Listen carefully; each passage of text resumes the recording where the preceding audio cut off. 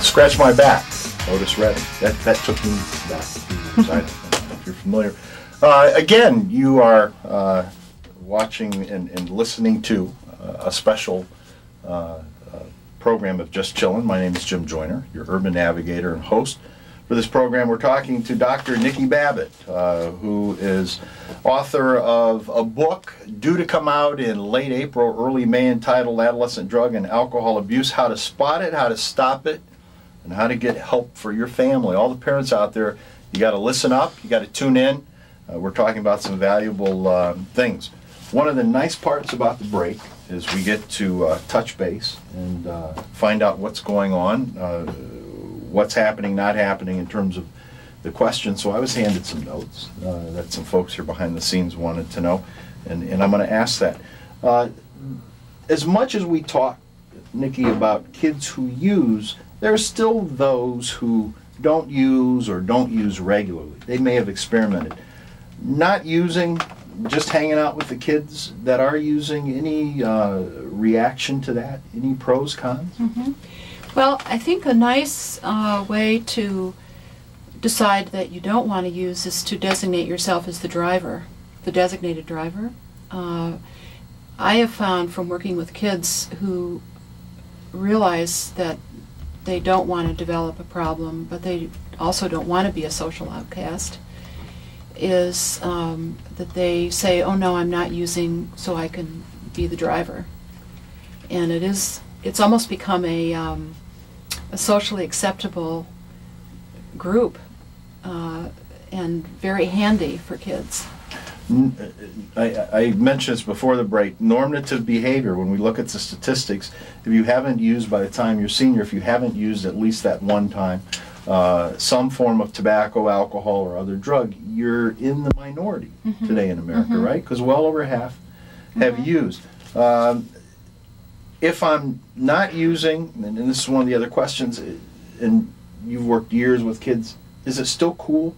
What's the perception if a kid doesn't use? Are they outcasts? Can you be cool and not use today?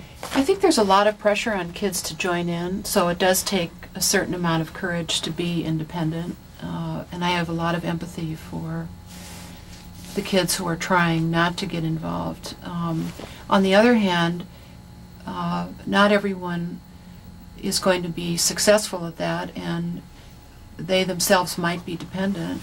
And I say the important thing is also for kids to realize that they might themselves get hooked in and be dependent. So it's important to understand that a certain percent are going to get hooked.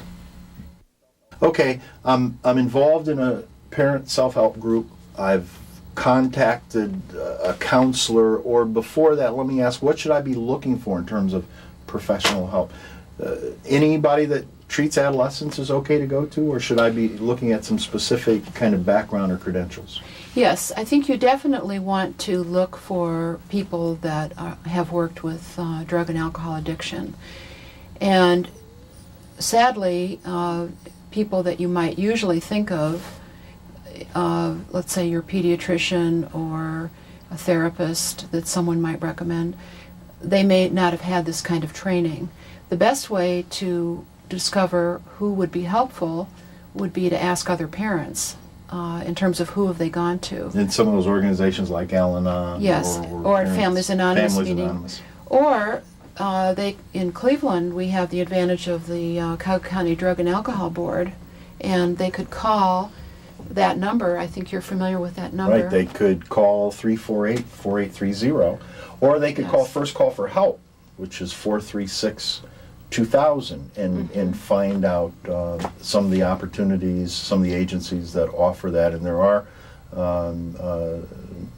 I won't say many, but there are certainly adequate for Cuyahoga County, for residents and in the greater Cleveland area to take advantage of. And I think they'd want to definitely say they want to get an assessment to rule out drug and alcohol use. That would be the key question when they call any of these helplines. The book is coming out at the end of April, early May.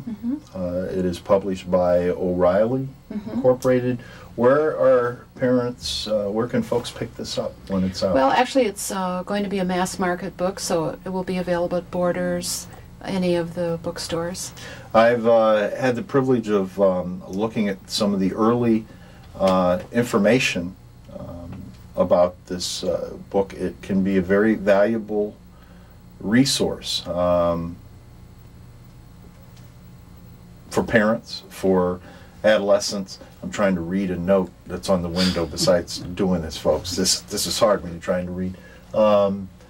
So the book, again, the title, Adolescent Drug and Alcohol Abuse, How to Spot It, How to Stop It, How to Get Help for Your Family. We're not through yet, Nikki. See that one eye on this and whatever they're doing. You can still get in trouble for drinking and driving. You don't have to be addicted to have some kind of consequence, including death. That's one of the maybe the myths and misconceptions that young people or that parents have out there. Well, as long as they're not addicted, as long as they're not shooting heroin, what's a beer now and then? Well, a beer now and then if you're behind the wheel of a car. Also, and I'll run this by you, responsible use for anyone under 21 as far as alcohol use, there is no such thing, right? You can't be responsible in your use if you're breaking the law. Exactly. I also want to just support what you said about it only takes one drunk driving example to kill somebody. And even last week there was a section of the 2020 show where someone who was not involved with problem behaviors with alcohol went to a wedding and got drunk and he killed someone. And it only takes once. Right. We're down to the last minute or so. You've got 35 years of experience. You've written a book. What do we need to do as a society? Can this be turned around? Are we talking about a cultural revolution when it comes to alcohol? What have your years of experience said? Is it a lost cause, or are we just plucking the few bodies out of the river as it flows by that we can? Or can there truly be an answer to this issue? Well, I've stayed with it for 35 years because I think there is a lot of hope, but the hope depends on getting people help. I think alcoholism is a problem, and drug addiction, let's say, that goes back in history as far back as you can go. And I think the major problem is that we don't get help to people.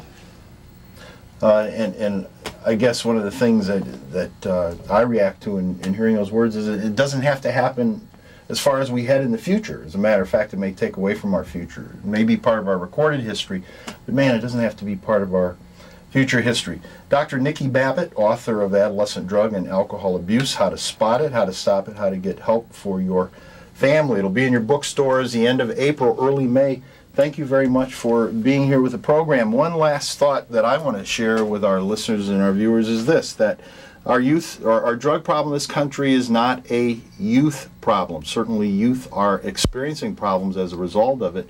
It's time for we adults to understand that kids do what they do because of what we set the tone for, what we allow to happen. When we change our behavior, then kids will begin to change. We market it, we make it, we sell it. We need to look at our own behavior. It's time to put the YOU back into YOUTH. Our kids cannot exist without us. Nikki, again, thank you very, very much. Adolescent Drug and Alcohol Abuse, How to Spot It, Stop It, and Get Help for your family. Look for it in the bookstores end of April and May. Good information. Thank you very much.